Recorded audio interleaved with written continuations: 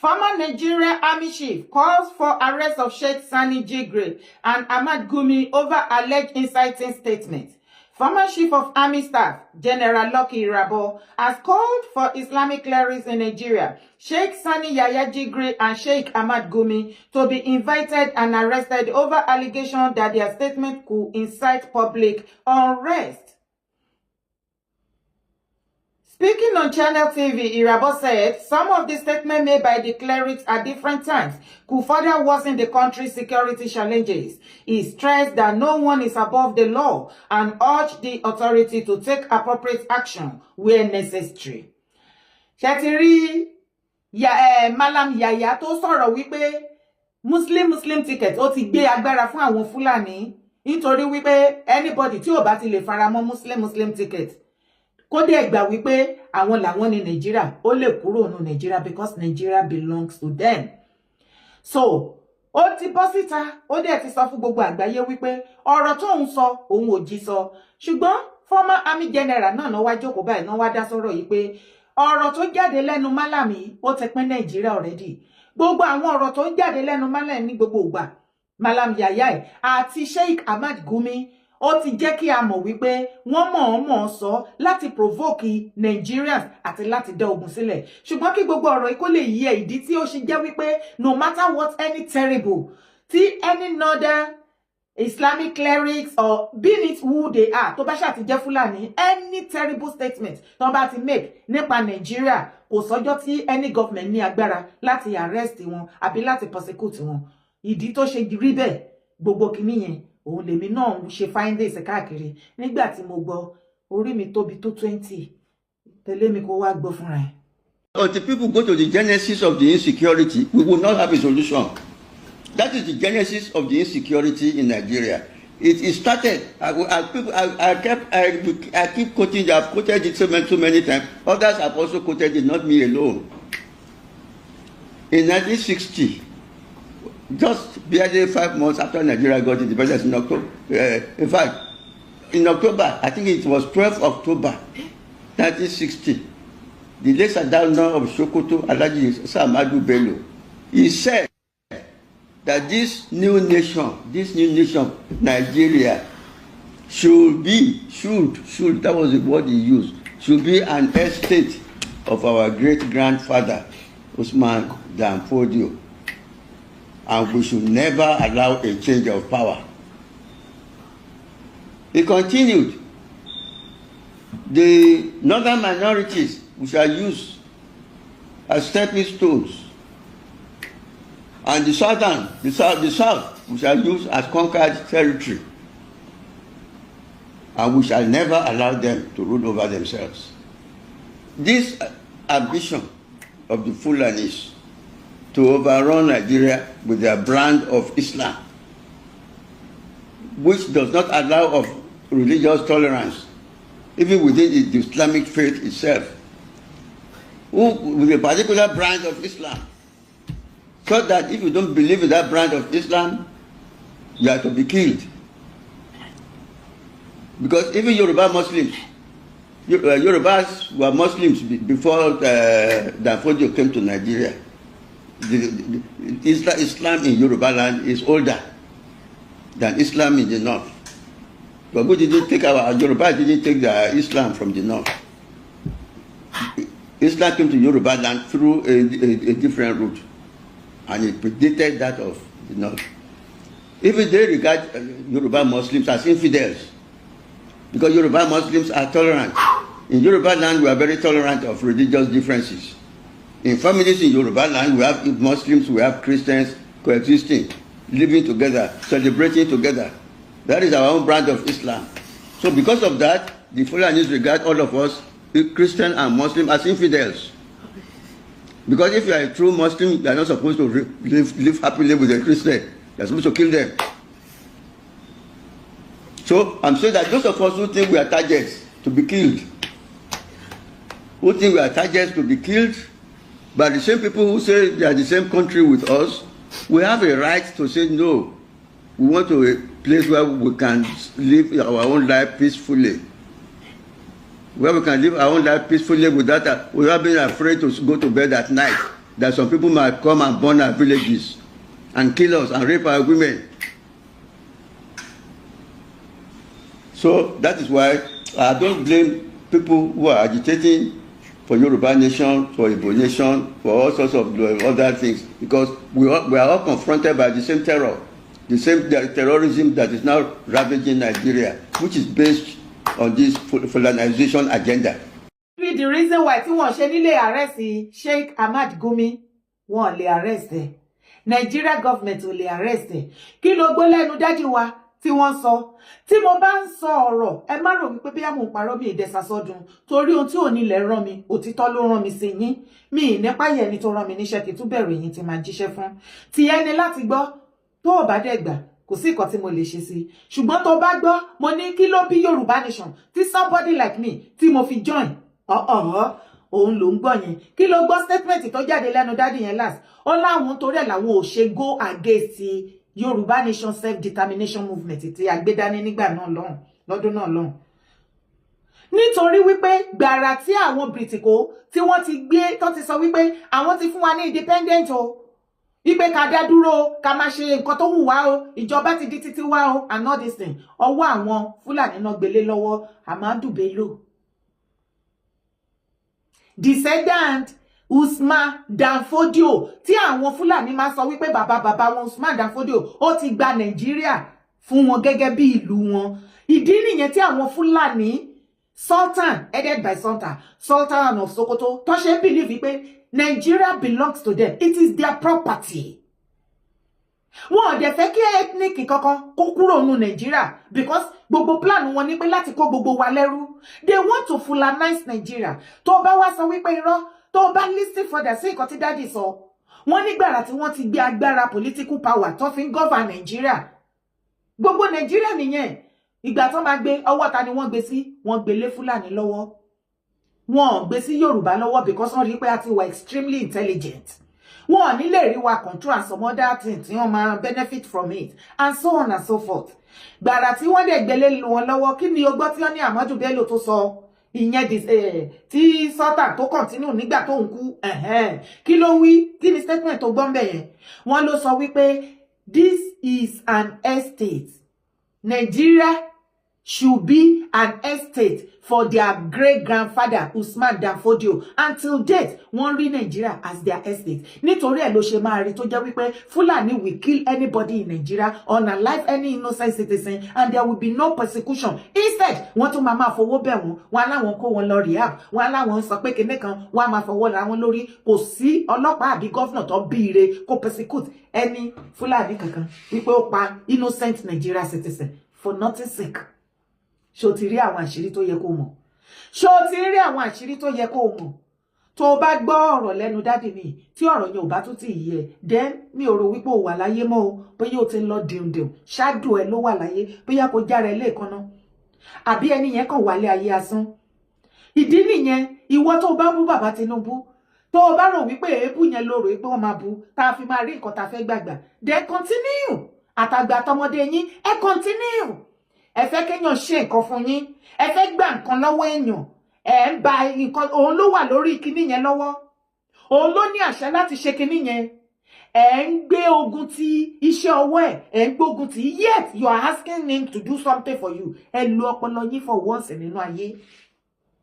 Mo ń sọ fún ẹ̀yin ìran ọmọ kóòtù ajíire Yorùbá tí ẹ kì í ṣe alábòsí, tẹ́ ẹ ń fẹ́ ìtẹ̀síwájú fún ilẹ̀ kóòtù ajíire Yorùbá àti fún àǹfààní ire fún ayé yín àtàwa àtàrọmọdọ́mọ wa. Ẹ jẹ́ ká gbọ́mọ inú wa, ká gbọ́mọ tinú wa lásìkò yìí. Mo ní ẹ má dọmọ nù pẹ̀lú omi ìwẹ̀. Mi ò sọ wípé ìjọba bàbá Tinubu rọ́ọ̀sì, ṣùgbọ́n you see this economic problem tí gbogbo wa complain nínú Nàìjíríà. Tinubu kọ́ ló kàn sí ẹ̀ kó ṣe subsidy nìkan. Nigeria ti ní economic problem kó tó di wípé Tinubu débẹ̀. Mi ò wá láti wá sọ wípé bàbá Tinubu is the best, but ohun tí mo mọ̀ ni mo ní láti ṣàlàyé fún ẹ. Ọ̀pọ̀lọpọ̀ tó dé ìjọmọ Yorùbá tó sọ tóun náà join àwọn ọmọ Yíbò àti Northerner, ẹ ti mọ̀ wípé kò ń ṣe ọmọ Yorùbá tó fẹ́ ìtẹ̀síwájú. Kò sí. Okay, look at all the candidates tó wà nílẹ̀ pátápátá. Ta ni ẹni náà nínú gbogbo candidates tó wà nílẹ̀ tó rò wípé ó lè ṣe nǹkan tí Tinubu ń ṣe? Ta ni candidate tó rí tó lè look straight sí ojú àwọn Fulani caliphate? Kí ló tún fẹ́ gbọ́ nípa Fulani tó ti gbọ́ nínú bẹ̀ yẹn? ṣé Mákindé 1 billion Mákindé ṣó lè wojú Gumi lásán? ṣé èèyàn tí ò tí become anything tó ti ní kíni Ọlọ́run ọba ń gbọ́ bàbá Tinubu is the only one. Kò need the godfather, kò need owó wọn, kò need anything. Kìkìdá kí bàbá wá ọgbọ́n ìmọ̀ àti òye tí wọ́n máa lò láti yọ wá kúrò nínú ìgbèkùn àwọn Fúlàní, because bàbá kúrò bó pẹ́ bóyá wọ́n Fulanize Nàìjíríà. Àlejò á padà wá donílé, onílé ń bọ̀ wá dàlejò. Yes, Fúlàní máa become onílé. Àwa ọmọ onílé àwa di àlejò lọ́ndà wọn. Ó dẹ̀ mọ irú ìgbésí ayé tí wọ́n ń gbé. Ṣé irú ìgbésí ayé tó fẹ́ gbé nìyẹn? Ṣé wọn náà ti gbọ́? Wọ́n believe ipa wọn náà ní Nàìjíríà, and that is why kò sí irú nǹkan tí Málàmù ìsọ̀nsìn tí Army General sọ pé ó yẹ kán ti lọ arrest ẹ̀. Tí wọ́n dẹ̀ ń béèrè lọ́wọ́ ẹ̀ tó dẹ̀ sọ wípé òun dúró lórí nǹkan tóun sọ, òun ò sì sọ. Anybody tí ò bá like nǹkan tóun sọ can go to hell and die. Ǹjọ́ orí Sultan kó condemn ẹ̀? Ǹjọ́ orí Gumi kó bọ́ síta kó wá sọ wípé nǹkan tó sọ yẹn ó fẹ́ pé Nàìjíríà ó fẹ́ dá ethnic war sílẹ̀? Ẹ jẹ́ kí Igboho sọ̀rọ̀, wàá rí wípé gbogbo wọn ní northern part of Nigeria náà máa pariwo they should caution Igboho, Igboho is about to start ethnic war. Ìwọ ọmọ Yorùbá ó dẹ̀ sọ wípé ó fẹ́ ìtẹ̀síwájú ilẹ̀ Yorùbá, gbogbo àlàyé tá dẹ̀ ń ṣe yìí ó dẹ̀ ṣe sọ pé kíní kan ẹni ègbé ló pọ̀ jù nù wa o. Bẹ́ẹ̀ ni èmi ò ní pẹ̀lú ọ̀bọ̀ tí yín jáwúra sẹ́ tí fídíò yìí tí ò bá speak volume tí ò ṣí iye ẹ sí ọ̀pọ̀lọpọ̀ nǹkan tó yẹ kó mọ̀ kó lè mọ bí situation Nàìjíríà ṣe dé. Mo wonder nǹkan tó máa jẹ́ wípé ìgbésí ayé ẹrú ló fẹ́ wá ṣe, ó máa padà jí fi ìtọ̀ màálù wẹ̀rí ni, wọ́n máa padà bá màálù sùn. Bẹ́ẹ̀ ni oyin máa padà bá, ó máa rí àwọn obìnrin àwọn Fúlàní náà ṣe bó máa rí wọ́n máa fi ọyàn wọn breastfeed ewúrẹ́, wọ́n fi breastfeed ọmọ màálù. So ẹ̀yin obìnrin náà ṣé ẹ ti ready láti máa fi ọyàn yín breastfeed ewúrẹ́? Nǹkan ti ṣe.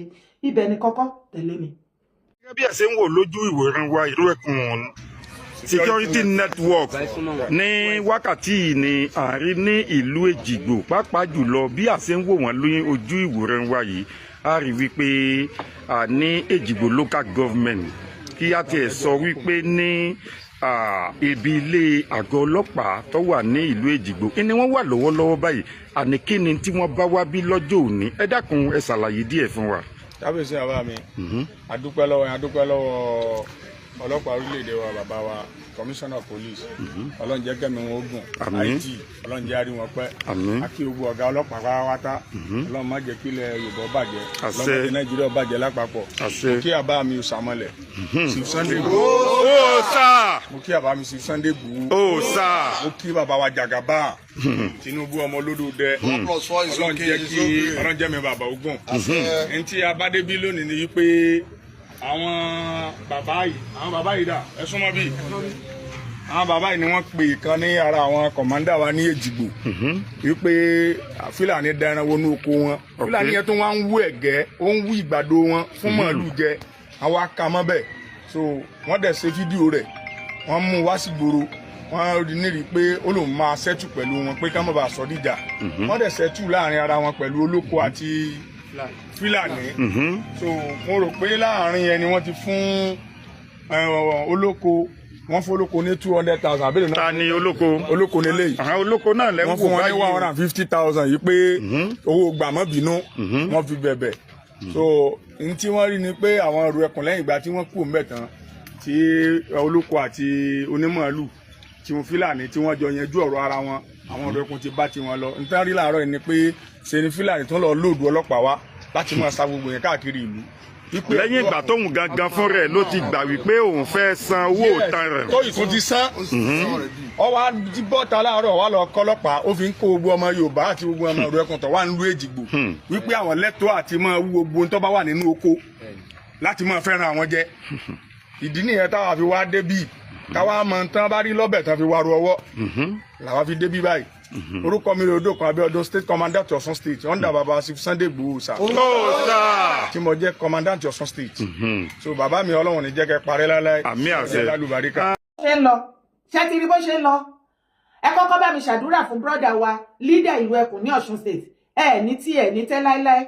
Ilẹ̀ Yorùbá gbè yín, bẹ́ẹ̀ ni bẹ́ẹ̀ bá ṣe ń lọ ẹ máa lọ re, bẹ́ẹ̀ bá bọ̀ ẹ máa bọ̀ re lágbára lọ́wọ́ lọ. Gbogbo àwọn ọmọ ìlú ẹkùn tó wà lọ́ndà yín ní Ọ̀ṣun state pátápátá ìkọ̀kọ̀ ò ní kú mọ́ yín lójú. Ìrẹ́kùn ò ní bọ̀jẹ́ o, òkè àgbàlá ń lọ. àyí sọ̀rọ̀ yẹn lọ́wọ́ wípé ìdí tí wọ́n ṣe rí Nàìjíríà pẹ́nìtì àwọn Fúlàní pẹ́nìtì tó bá ṣe nínú Nàìjíríà àṣegbé ìdí tẹ́ ṣe rí Sultan of Sokoto tó ṣe ń hùwà bẹ́ni wípé is the owner of Nigeria ṣé ẹ̀ kí rí traces ẹ̀ lára ẹni ìwọ náà ṣáwọn Yorùbá ò lójú inú mọ́ ni ṣé bẹ́ẹ̀ náà ni ẹ̀ mójú ọ̀pọ̀lọpọ̀ mójú tí ẹ̀ mọ́ra ẹ̀ kàn lè wo nǹkan láì sọ̀rọ̀ nígbà tí Yorùbá tí kóòtù àjíire Yorùbá ń jẹ́ kóòtù àjíire Yorùbá amójú amara mèdè amóhun amọ̀rọ̀ ṣùgbọ́n nísìnyí wọ́n gbọ́ nǹkan kan mọ́ àbòsí tí wọ́n láìkí láti máa fi ti gbogbo nǹkan ó ti blindfold everybody kò jẹ́ kí wọ́n máa rí nǹkan tó yẹ kó rí tí ó bá jẹ́ bẹ́ẹ̀ bí Sultan of Sokoto ṣe máa ń jókòó lásán wàá mọ̀ ìjókòó di owner ni bó bá rìn ìrìn di owner ni gbogbo ìṣe ìsọ̀rọ̀ everything the owner of Nigeria ló máa ṣe wípé inheritance ó ní bàbá ògréga bàbá Usman Dan Fodio wọ́n ti gba Nigeria Amadu Bello Toyi Sultan of Sokoto take over from him. Ó ń jẹ́ kó yé wa wípé kí ni o Nigeria is an estate for their great grandfather Usman Dan Fodio tó jẹ́ sí pé gbogbo wa Yorùbá or every other ethnic yàtọ̀ fún Fúlàní àlejò ni wá ń bẹ̀ wọ́n kàn ń gbà wọ́n ń rí wa bẹ́ẹ̀ ni wípé àánú wọn ṣàánú wa náà ṣe jẹ́ ká gbé nínú Nàìjíríà àwa sọ̀rọ̀ ìgbà Yorùbá nation ẹ lọ́mọ àlè ni wá ẹ nígbà ẹ láwo nísìn kò tún sí ọ̀rọ̀ Yorùbá nation ẹ tún wo bí tá a wà kí bàbá ká panupọ̀ ká sọ fún bàbá Tinubu kó tó kúrò ńbẹ̀ kí wọ́n jọ kọ́ fún wa ní regional ká lè mọ̀ bá ṣe máa ṣèjọba ara wa nílẹ̀ Yorùbá kí wọ́n tó fulanize wa kó tó fọyàn àyà ẹ kó tó máa fi fíìdì ewúrẹ́ kí brọ́dà ẹ ọmọ ẹ kó tó jí láàárọ̀ kùtù lọ máa fi tọ́ màálù kó fi wẹnu húhù kó ṣì tọ́ kó fọwọ́ tàpì di màálù ṣáà lórí ẹ̀ kó fi fọ ojú kíkí ní ẹ̀ máa lè kó mú kí ní ìdí ẹ̀ kó rí bọ̀bọ̀ ìdí màálù kó máa yáta wáyé ooo.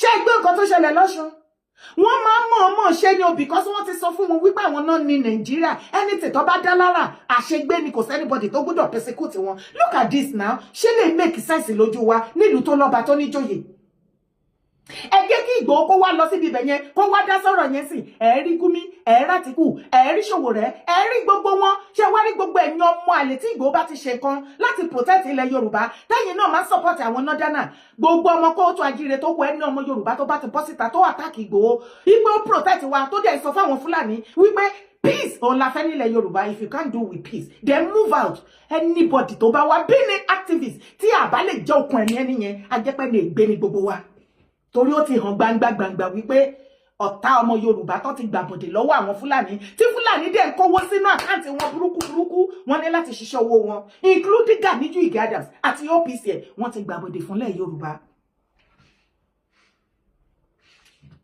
bóyá wọ́n ti gbowó tó lágbára lọ́wọ́ Fúlàní tí ò dẹ̀ deliver bóyá wọ́n ti gbé owó sákàǹtì ẹ̀ tó ti sọ wípé òun ni olórí ààrẹ òun ni ààrẹ ọ̀nà kakanfò ẹni ọ̀dà jagunjagun security kankan tó bá máa dìde nílẹ̀ Yorùbá ó máa wà London òun kọ́ máa wọ̀rí wọ́n á máa ṣiṣẹ́ wọn lọ wọ́n á máa pa kúkúrú wọ́n á máa pa gúgùn wọ́n á sì máa gba ransom òun á dẹ̀ máa gba ṣíẹ̀ tiẹ̀ sórí Ganiju Igada ó jẹ́ wọ̀nà àwọn boys ẹ̀ wọ́n á fìyà jẹ ìwọ lèmi wà after tó o bá jẹ́ kó push ẹ̀ jù àṣírí ẹ̀ pọ̀ ńlẹ̀ Gani Gani ṣọmọ ẹgbẹ́ ìmọye return ransom tó bá gbà ó ní ṣẹ́ tó wá sọ́dọ̀ ẹ̀ ó dẹ̀ kó ṣetán tó fẹ́ ṣẹ̀sán nílẹ̀ Yorùbá mo yìí bẹ́ẹ̀ sọ ní kékèké ò fẹ́ gbọ́ ìwọ fọwọ́ ara ẹ kò mo sọ fún ọ̀pọ̀ ẹ ló máa parẹ́ ìwọ máa dígì gírèfù bó ṣe dígè tó ṣe ń jì sí ìwọ ló máa kó sínú ẹ bẹ́ẹ̀ ni kò sọmọ Yorùbá òtítọ́ kan tó máa jì síbẹ̀ ẹ lọ sí inú oko olóko ẹ mú ẹ̀gẹ́ tí wọ́n ṣe wàhálà tí wọ́n ṣe oríṣiríṣi wàhálà kó tó di kíní ẹ bẹ̀rẹ̀ sí ní wu àtàgbàdo ẹ fi fìdí màálù ayé yín ò ní dáa olóko wá débẹ̀ wọ́n wá pe àwọn èrò ẹkùn wọ́n wá bá yín dá sí pé nítùbínùbí wọ́n pe ọlọ́pàá wọ́n involve ọlọ́pàá kọ́ má sọ wípé èrò ẹkùn tó dọ́wọ́ wú ọlọ́pàá involve wọ́n lè yanjú ẹ̀ láàrin àwọn méjèèjì pé okay ó yá lọ compensate ẹ̀ kò ju 200,000 compensation wọn highest kò ju 200,000 rí wọ́n ṣe nínú oko tá a dá ọmọlúàbí family ní Ọ̀yọ́ state náà tó kó màálù wá jẹ àgbàdo wa 200,000 yìí náà ni àbí kò yé yín lẹ́yìn ìgbà tó sọ 200,000 tán ó ṣe wá lọ kó ọlọ́pàá míì wọ́n wá lọ ń píìkì gbogbo àwọn ọmọ ìrù ẹkùn pátápátá ọlọ́pàá tó dúró ti àwọn Fúlàní tó lọ ń gbé àwọn ìrù ẹkùn ní kú síbi táṣọ yín wà ẹ máa ṣiṣẹ́ ṣe ẹ kọjú ìbọn síra yín lọ́jọ́ kan ẹ̀yin ọmọ àlè aláìyé ẹ̀dá Fúlàní wà fort ẹ tún yìí lọ ń gbé ìlú ẹkùn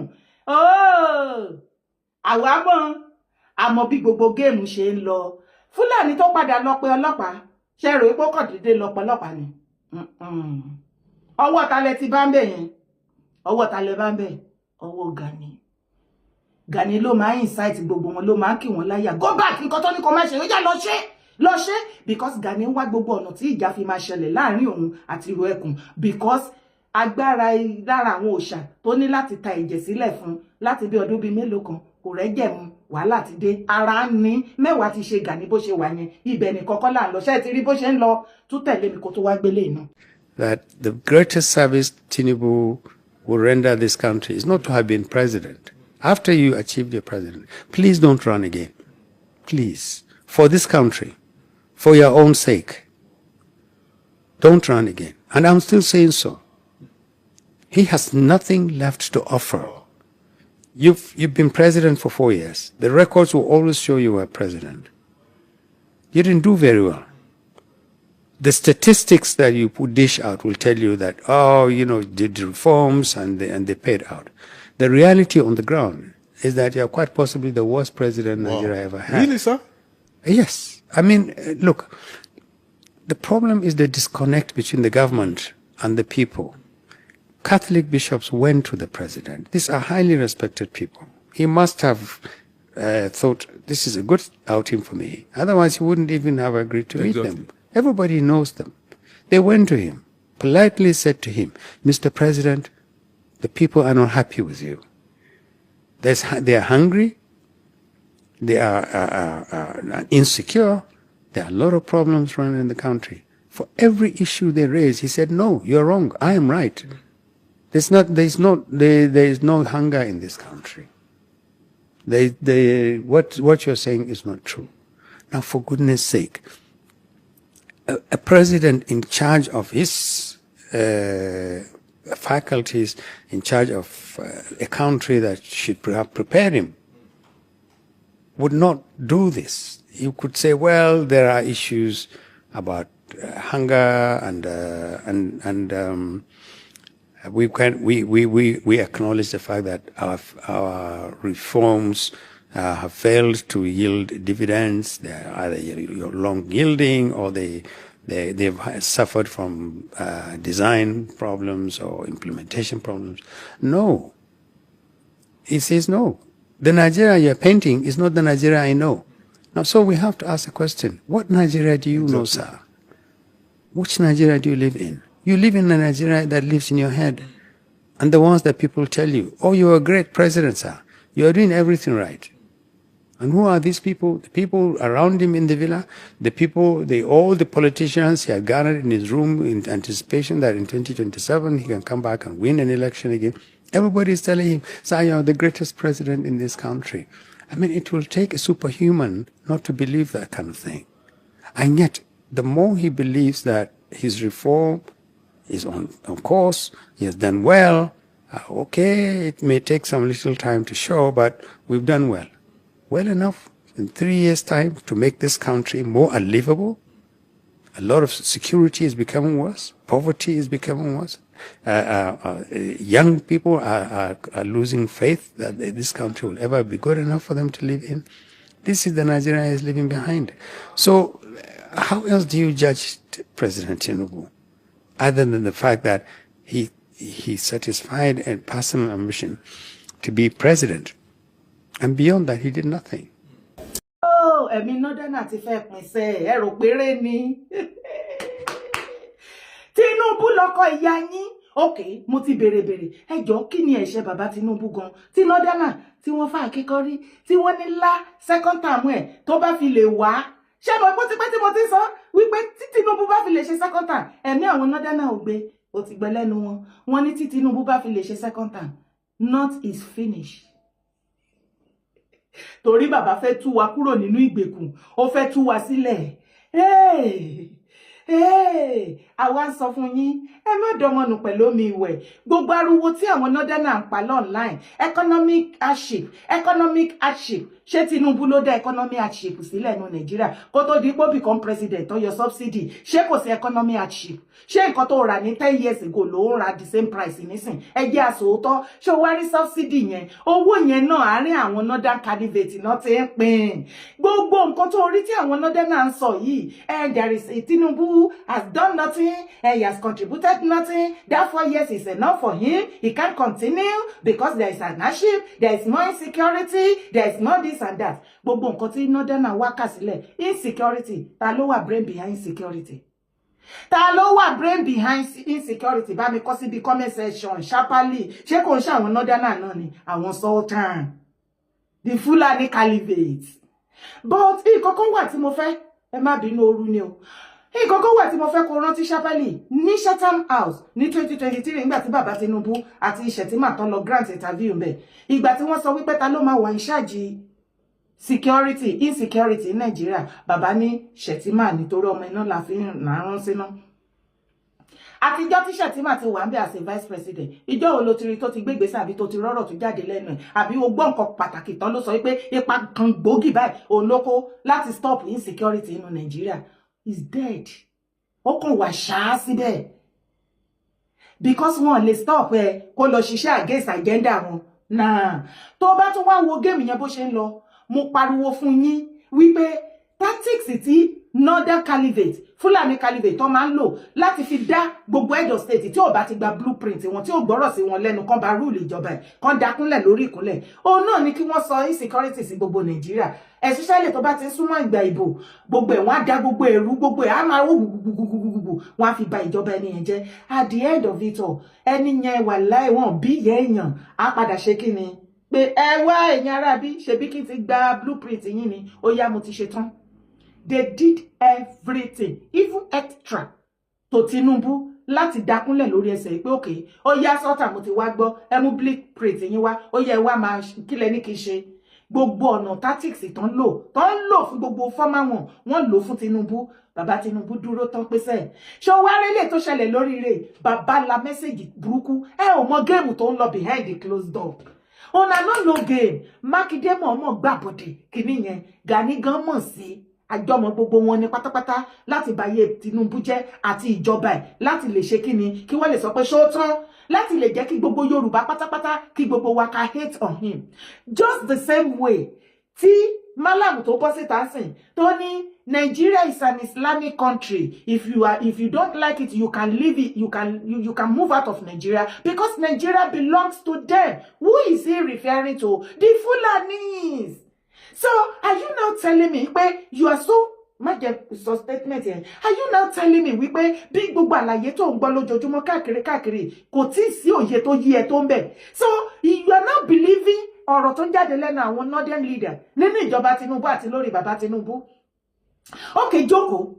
All of a sudden, northern leaders and others started having feelings for Nigerian masses. All of a sudden, northern leaders and others begin to realize that, oh, Nigerian citizens deserve a better life. Oh, but when their brother Buhari was there, they didn't bother. Oh, they have never bothered about any Nigerian citizen. Kí ló kàn wọ́n pẹ̀lú Nigerian citizen? Lẹ́nu ọjọ́ mẹ́ta wàá rí tí news yẹn jà rìnrìn online. Mo máa ń try láti rush àwọn fídíò ọ̀rọ̀ mi torí mi ìfẹ́ kí fídíò yẹn gùn jù ni. Ẹ má bínú. Wàá rí tí wọ́n pe Sultan sí àpèjẹ kan. Ó sọ̀rọ̀ ńbẹ̀ ó dẹ̀ ọ̀káfó ó mìskáfó ńbẹ̀ ó yá mo ní onílẹ̀ ní kí n sọ fún yín pé àṣírí mama tún títí wọ next year ẹ farabalẹ̀ ara àṣírí náà lè àwọn nǹkan tó yẹ ká mọ̀ torí Nàìjíríà as a country àṣírí náà pè bẹ́ẹ̀.